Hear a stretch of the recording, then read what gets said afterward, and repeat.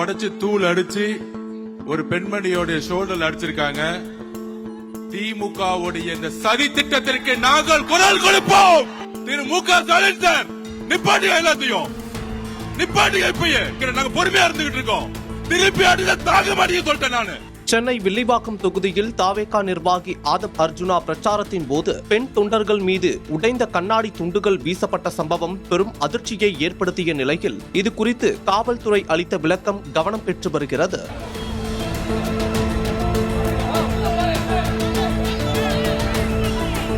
தமிழக சட்டசபை தேர்தலில் தாவேகா நிர்வாகி ஆதவ் அர்ஜுனா சென்னை வில்லிவாக்கம் தொகுதியில் போட்டியிடுகிறார். அதனால் அத்தொகுதியில் தெருமுனை பிரச்சார கூட்டம் நடைபெற்றது. அப்போது திடீரென்று தாவேகா பெண் தொண்டர்கள் மீது உடைந்த கண்ணாடி துண்டுகள் வீசப்பட்டிருக்கிறது. இதனால் பெண் தொண்டர்கள் பதறி போயினர். தகவல் அறிந்த ஆதவ் அர்ஜுனா, எங்கள் கூட்டத்தில் பெண்மணிகள் இருக்கக்கூடிய ஏரியாவில் கண்ணாடி பாட்டில் வைத்து அடித்துக் கொண்டிருக்கிறார்கள். பாட்டிலை உடைத்து தூளாக்கி பெண்மணியின் தோளில் அடித்துள்ளார்கள். காவல்துறை இதை கண்டுபிடிக்க வேண்டும், இல்லாவிட்டால் நாங்கள் இதே இடத்தில் உட்காருவோம், கிளம்ப மாட்டோம். அராஜகம் நடந்து கொண்டிருக்கிறது. கண்ணாடி பாட்டில் வைத்து அடிப்பதுதான் ஜனநாயகமா என்று ஆவேசமாக பேசினார்.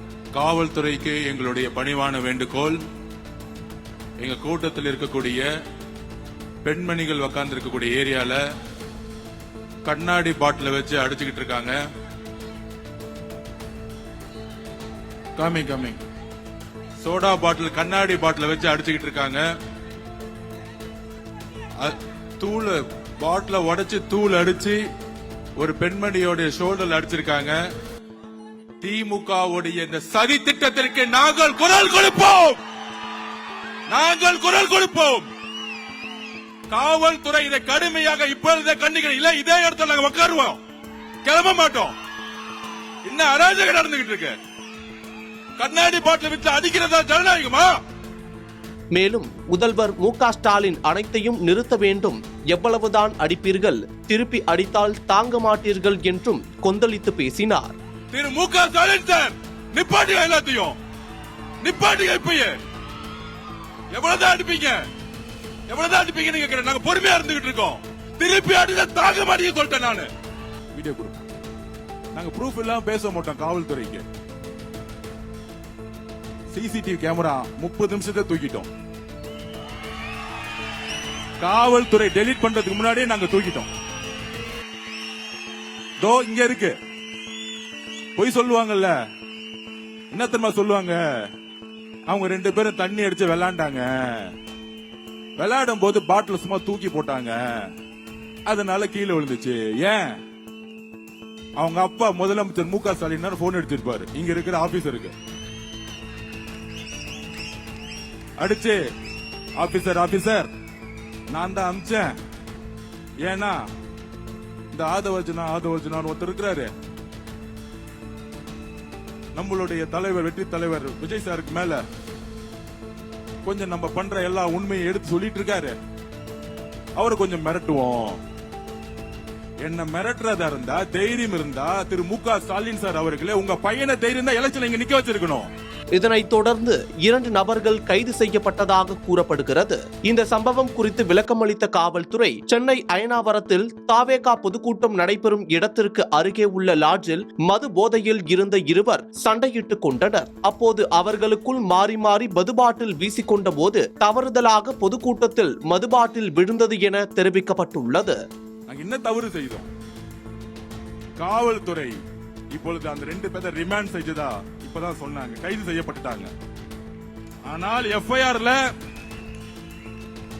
எஃப்ஐஆர்ல இது வன்முறைக்காக உருவாக்கப்பட்டதுன்னு எழுதி இருக்கணும். இதுக்கு பின்னாடி யாரு அமிச்சாங்களோ அவங்கள உடனடியா கைது செய்யணும். யாரு மூளை, நீங்க உடனடியா விசாரிக்கணும். அப்படி இல்லை என்றால் நாளைக்கே நாங்க உண்ணாவிரத்துல இறங்குவோம்.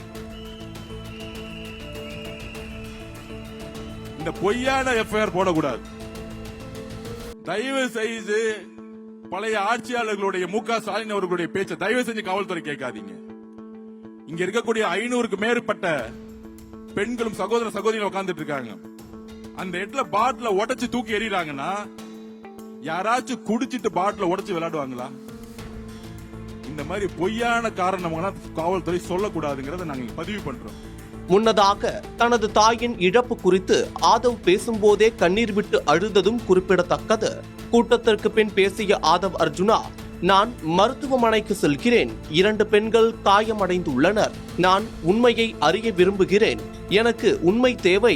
அதனால்தான் நாங்கள் முதலில் மருத்துவமனைக்கும் பின்னர் காவல் நிலையத்திற்கும் செல்லவிருக்கிறோம். திமுக எப்போதும் தசை பலத்தையோ ரவுடித்தனத்தையோ அல்லது பண பலத்தையோ மட்டுமே பயன்படுத்தி வருகிறது. அவர்களிடம் மக்கள் நலத்திட்டங்களோ அல்லது வேறு எதுவும் இல்லை.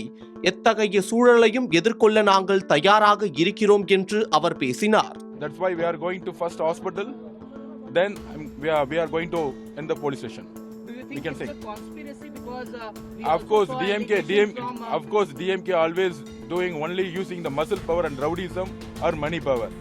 They don't have any people welfare schemes and nothing, only corruptions. They're using money and rowdyism right now. We are ready to face anything.